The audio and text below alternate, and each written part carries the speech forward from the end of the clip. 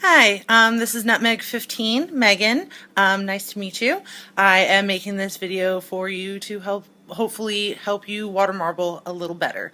I'm just going to go over the basics of what you need first. You're probably aware of what you need to water marble, but we'll go over it anyways. So the first thing you're going to need is a cup filled with room temperature filtered water. You need filtered water and room temperature because that works the best with the polish and it'll make it spread. So if it's not filtered and it's not room temperature, too cold or too warm, then it won't work correctly. I usually use a cup about this size. A red Solo cup is probably a little too big. You don't want too much surface area in the cup for the polish to spread too much, and you don't want too little room. So you want a good sized cup, but not too big. Next thing you'll need is some tape, and I use painter's tape because I feel that it works a lot better than Scotch tape. Scotch tape also works, or whatever tape you want to use. This is good because you don't need scissors. It comes off very easily. With Scotch tape you need scissors as well. So this I definitely recommend for water marbling. You also need toothpicks or some sort of orange stick or something that's pointy so that you can make the design. And you also need a napkin or something like a paper towel so that you can wipe off the polish. And I always prepare my area with an extra like paper towel on the bottom there so that like nothing gets on the table and all that stuff, because water marbling is fairly messy. And then here's a few polishes, the brands that work very well for water marbling. The first one I would recommend is Sally Hansen Hard as Nails.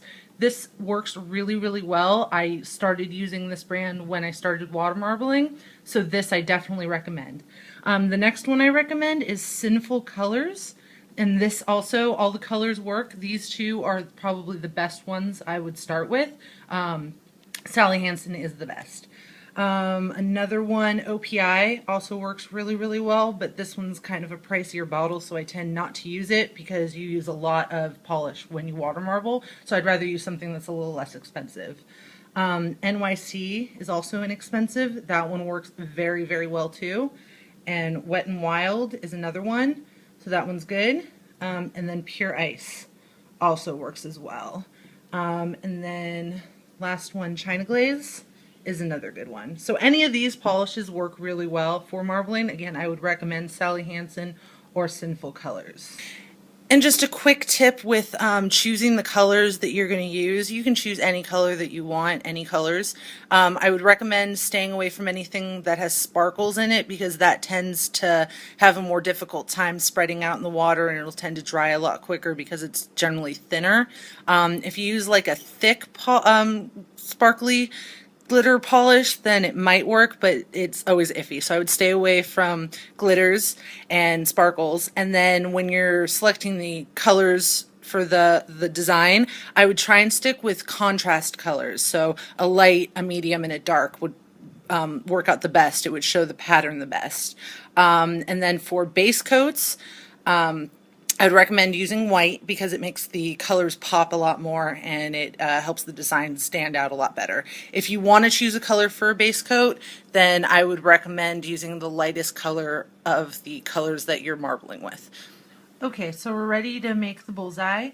I already took the tops or unscrewed the tops of the bottles I'm going to use so that it's easier as I'm doing the marble or creating the bullseye, so I don't have to worry about the tops. I'm just going to go ahead and do a little fake bullseye just to show you a couple things. If your polish is having trouble spreading, you can do one of two things to try and help that. First thing is you can take the cup and kind of shake it a little, and that will spread out the polish. Or if that doesn't work, you take your toothpick, you stick it in the clear water around where the polish is, and you just move it around a little. And that will help the polish spread as well. If this one or either of those things don't work, you can also change the order that the polish is in, or you can just switch polishes altogether. Sometimes I have to take a color away or add a different color if it's not working. But those two things help a whole bunch. And another tip for making, when you're actually creating your design, any line that you take from the middle out, what you want to do is you want to go go all the way to the side, and then swipe up the side of the cup, the edge. So you go from the center out and then go up the side of the cup, because that way it'll help the design not move and stick to the sides. And then also, if you're going from out to in, you go from the outside into the center and dip the toothpick a little bit, because that will help with excess polish buildup and bubbles. So you go into the center and dip.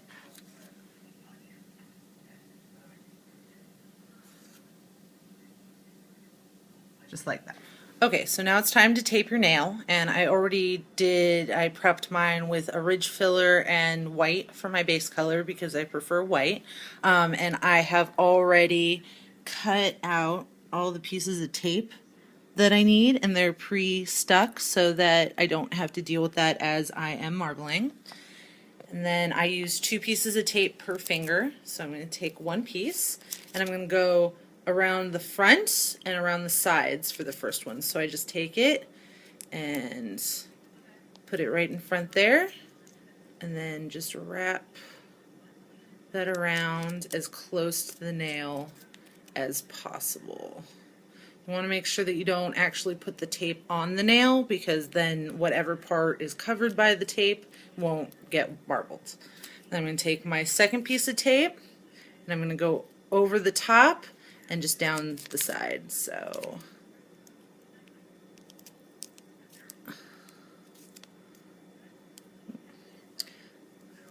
the top. So then you have a finger that looks like that. So we went down the front and down the sides, and then on the top and just over.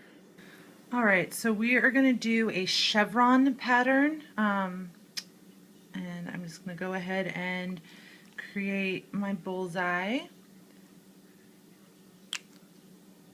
and continue that until it is done. Okay, so now that the bullseye is done, I'm going to go ahead and create my design. For the chevron pattern, it's pretty simple. You just make a line from the center down, and then you make a line from the center up. And I tend to wipe off my toothpick each time I make a line, or every other. And then you're just going to go back and forth down the line. So I go from left to right, go all the way to the edge of the cup and go up, and then from right to left. And I'm just going to continue doing this until I have enough lines for my pattern.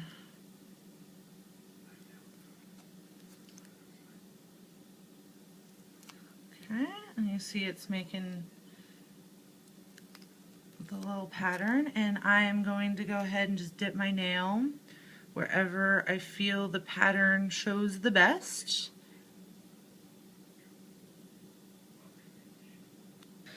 Okay, so now that we have dipped the nail, what we're going to do is, if you blow gently on the water, it'll help the polish to dry quicker, and it'll make it clean up a lot easier. So I just blow very gently.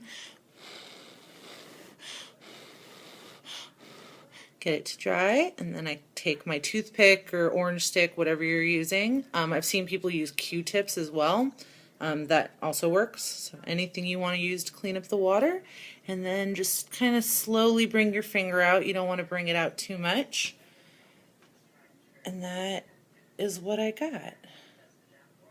I will take the tape off right after I do the design, just to make it easier for me to do the other fingers. Another little tip when you are creating your design, you want to go ahead and attach all the sides of the main bullseye to the side of the cup, because that will make it so that your design that you create doesn't move around as much. So just go around the bullseye and go up the edge of the cup like this.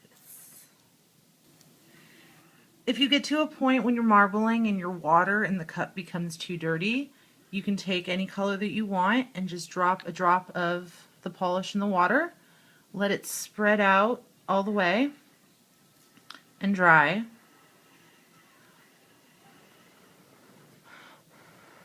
And then once it's dry, go ahead and clean it up, and it should grab all the little bits and pieces that are floating around in the water and make the water easier to use again.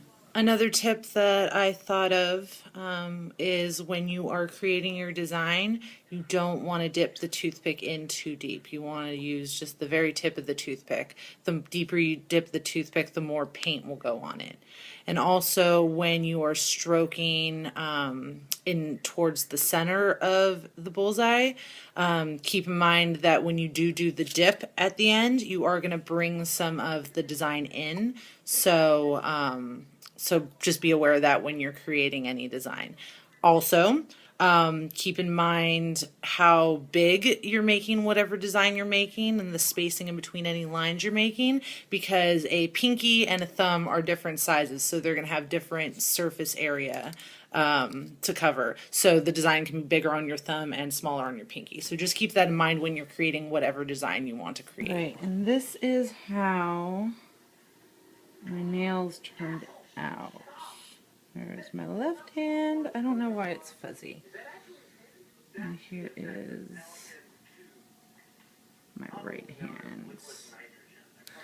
Okay, I hope the tutorial was helpful. I'm going to attach a second video because this one I guess was too long to email, and I'm going to show you a couple other designs if you wanted a couple of other inspirations, and it'd be super fun if that does end up getting sent to you. I'm going to try and make it work.